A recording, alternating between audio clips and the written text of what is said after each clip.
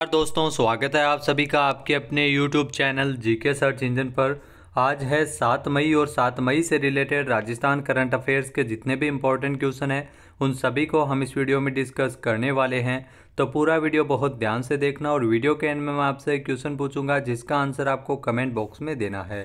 कल के वीडियो में मैंने आपसे एक क्वेश्चन पूछा था जो था हाल ही में मुख्यमंत्री अशोक गहलोत ने राजस्थान में 5,000 से अधिक सड़क विकास कार्यों के लिए कितने करोड़ रुपए के वित्तीय प्रावधान को स्वीकृति प्रदान की है। तो इसके लिए 3,525 करोड़ रुपए को लेकर स्वीकृति प्रदान की गई है, यानी कि सी ऑप्शन इसका बिल्कुल सही था। जिन दोस्तों ने सी ऑप्शन कमेंट बॉक्स में सही जवाब दिया था उनको हार्दिक शुभकामनाएं। तो मुख्यमंत्री अशोक गहलोत ने सड़कों के विकास के लिए राशि को मंजूर प्रदान की है, जिसमें प्रदेश में 5,000 से अधिक सड़क विकास कार्यों के लिए 3,525 करोड़ रुपए के वित्तीय प्रावधान को मंजूर किया है। सीएम अशोक गहलोत ने साल 2023-24 के बजट में प्रदेश में आधारभूत ढांचे को मजबूत बनाने की दृष्टि से सड़क विकास कार्यों के विकास की घोषणा की थी और इसी क्रम में प्रशासनिक और वित्तीय स्वीकृति जारी की गई है। तो चलिए स्टार्ट करते हैं आज के करंट अफेयर्स। पहला क्वेश्चन है, राजस्थान का पहला सरकारी हॉर्स पोलो मैदान कहाँ बनाया जाएगा। तो इसे उदयपुर में बनाया जाएगा, यानी कि ए ऑप्शन इसका बिल्कुल सही है। ध्यान रखना, सरकारी हॉर्स पोलो मैदान है जो उदयपुर में बनेगा। इससे पहले निजी मैदान है वो जयपुर में भी स्थित है। आइए जानते हैं इम्पोर्टेंट फैक्ट्स। तो उदयपुर के महाराणा प्रताप खेल गांव में प्रदेश का पहला सरकारी हॉर्स पोलो मैदान बनाया जाएगा। इसे अंतर्राष्ट्रीय स्तर के रूप में तैयार किया जाएगा। इतना ही नहीं, इस खेल गांव में डबल ट्रैप शूटिंग की भी शुरुआत होगी। इसके लिए जिला कलेक्टर ताराचंद मीणा ने सरकार से 19.50 करोड़ रुपए की राशि स्वीकृत करवाई है। खास बात यह है कि प्रदेश में जयपुर और जोधपुर इन दोनों शहरों में निजी हॉर्स पोलो मैदान है, सरकारी नहीं है। तो उदयपुर में राजस्थान का पहला सरकारी हॉर्स पोलो मैदान है वो तैयार किया जाएगा। इसमें सुविधाएं विकसित होने के बाद नई प्रतिभाओं का आना शुरू हो जाएगा और उन्हें अंतर्राष्ट्रीय आयोजनों के लिए प्रशिक्षित भी किया जा सकेगा। अगला क्वेश्चन है, हाल ही में राजसमंद के विश्वास स्वरूपम में 2 दिवसीय हल्दी घाटी युवा महोत्सव का शुभारंभ किसने किया था। तो इसका शुभारंभ किया गया था सीएम अशोक गहलोत द्वारा, यानी कि ए ऑप्शन इसका बिल्कुल सही है। आइए जानते हैं इम्पोर्टेंट फैक्ट्स।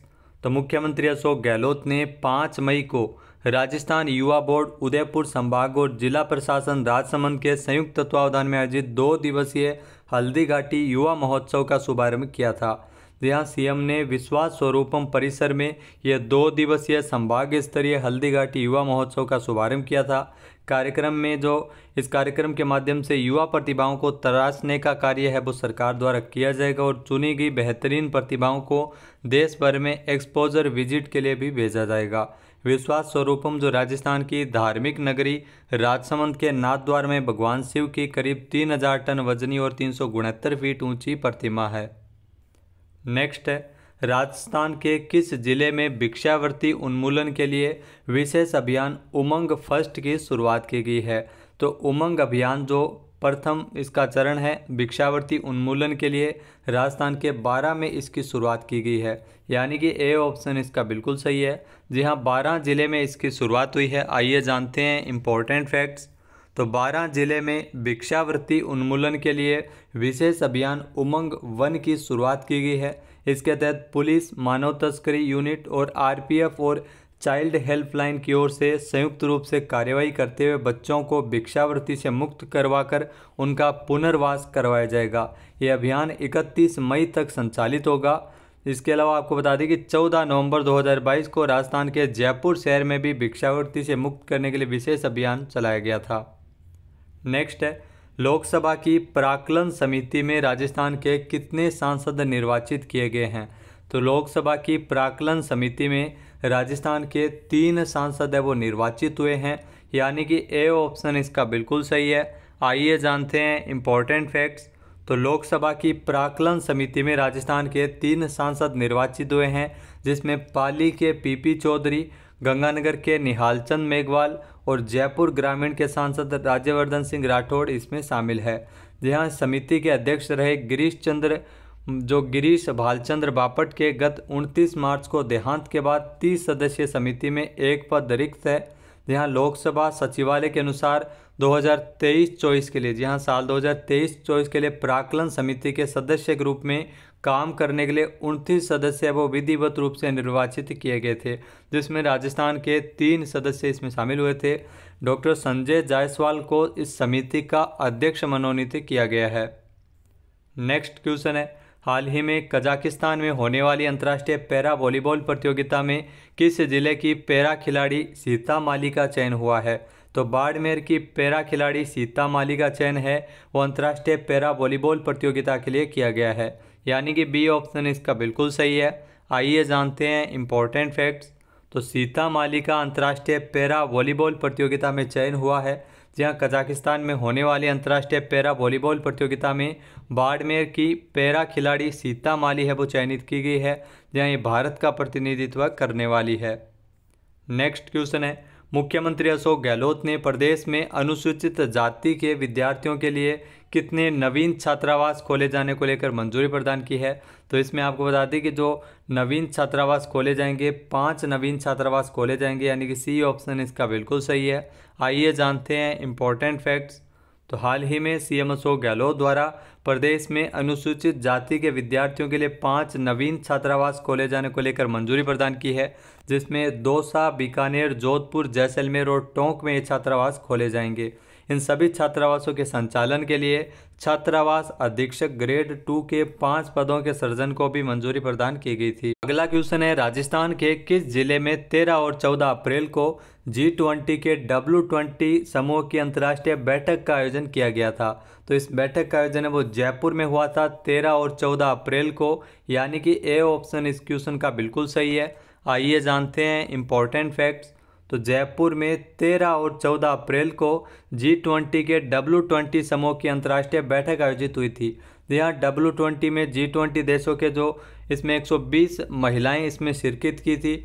जो लैंगिक समानता, विश्व स्तर पर महिलाओं के आर्थिक सशक्तिकरण को बढ़ावा देने पर इसमें चर्चा की गई थी।